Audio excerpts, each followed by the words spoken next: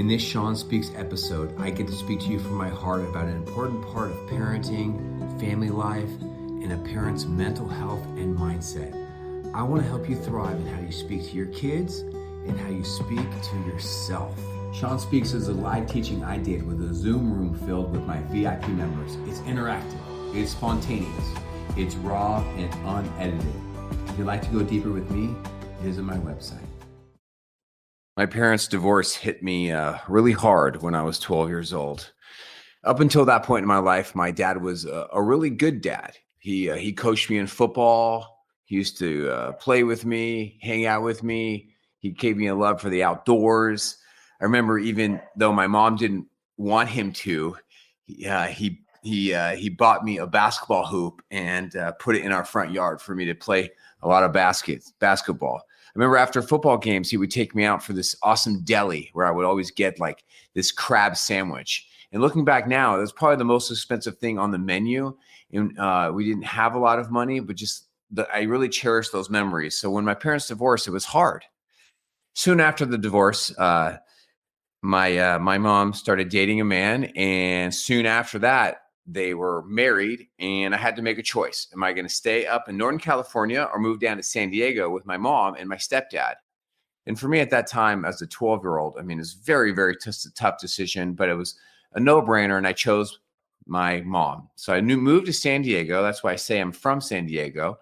And so I moved into this house with this stranger, this man named Marion, who was my new stepdad. And I did not like this guy. He was so annoying. He was really slow at eating, first of all. Like we sit there, we'd all be done with our meals. And my sister and I, so he's got two stepkids. And this dude would still be like halfway, like not even done. I'd be like, what is going on? And I'm like, can you hurry up? I mean, he would clear his throat sometimes. He'd go, and I'm like, what the heck is this guy? Oh my gosh, he was so annoying. And I just I was thinking, did I make a bad decision? Like, where's my dad? And I was really into sports. So I just couldn't wait to have my dad come down and visit. And I just really wanted to ignore this guy as much as I could. Well, then 1 week turned into 2 weeks. 2 weeks turned into a month turned into 2 months. And my dad still had not come down to visit. So now I'm starting to play my sports, basketball, really. And I look up in the bleachers and there's no dad. Turned into 6 months. Still no visit from my dad. Turn into 9 months, turn into a year. I lived a year of my life in San Diego, and I still had never seen that man. He had not driven down 8-hour drive to see myself or his own daughter. And I started wondering, when's he going to come? Now, I would go up there once a year, and it was a nice visit, but he wouldn't come and see me or play with me or see me in my game. And I just was, what the hell? And I just kept wondering, when's he going to come? So probably somewhere between year 1 and 2, I started realizing that he's not coming. And then something happened inside of me. I started growing up a little bit. Freshman year came, and I was on the court. It was a big, big moment in the game. Lots of people in the stand because the varsity game was right after, and the game was on the line. My coach drew up a play for our best player, Brett, and Brett took the ball and the defense collapsed on him. They passed the ball to me. And I was there.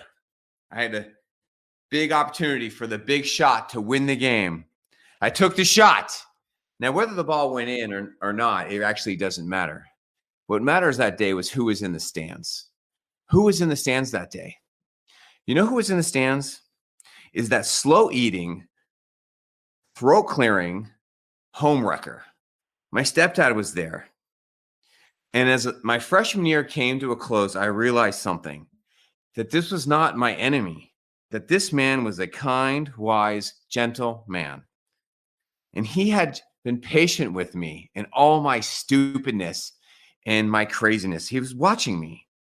And I saw the truth. I saw that he was a loving, caring man, a patient man, a man who pursued me, who came to my games, who took me out for fish tacos and pursued me, who chose me, who wanted to live with me.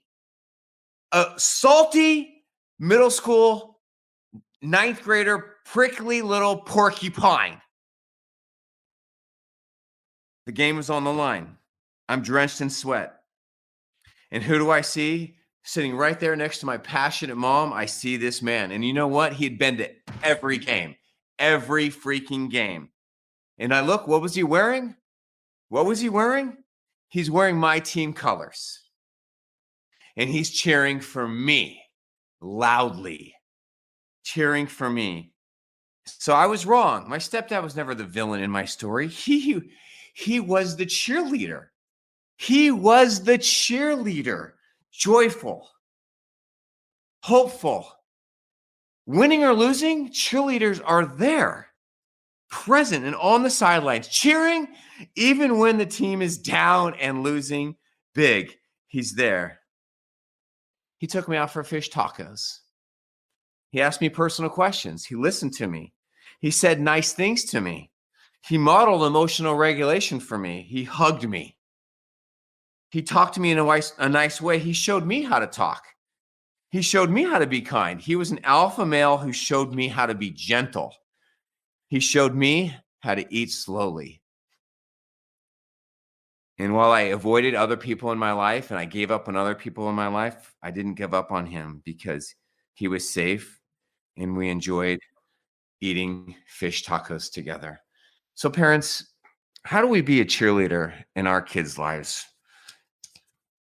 So this is what our kids want from us. They want us to be the cheerleaders. We're going to play a lot of roles in our kids' life.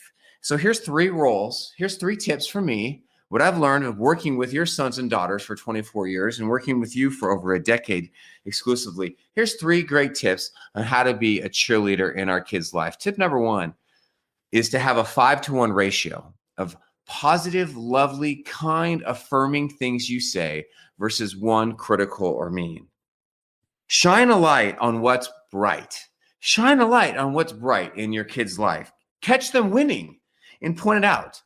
You hear me talk to you a lot, my VIP members here, about, catching them winning and having positive heart talks with our kids. It's so important to show them how their actions are positively infecting us, how we feel connected, we feel joyful, we feel respected, we feel loved, we feel seen, we feel heard, we feel cared for, we get our desires met. And this is not just some random number I'm throwing out. The Gossman Institute has said that if you want to have a happy marriage, that should meet a 5-to-1 ratio. And that's just me. The Harvard Business Review says to thrive in the workplace, you need a 5.6-to-1 ratio. Isn't that a classic Harvard thing to do? 5.6, bunch of nerds over there. 5.6, nerds. In the Gottman Institute, I've even found out that in some of the most successful marriages, you know what the ratio is? The ratio is 20-to-1.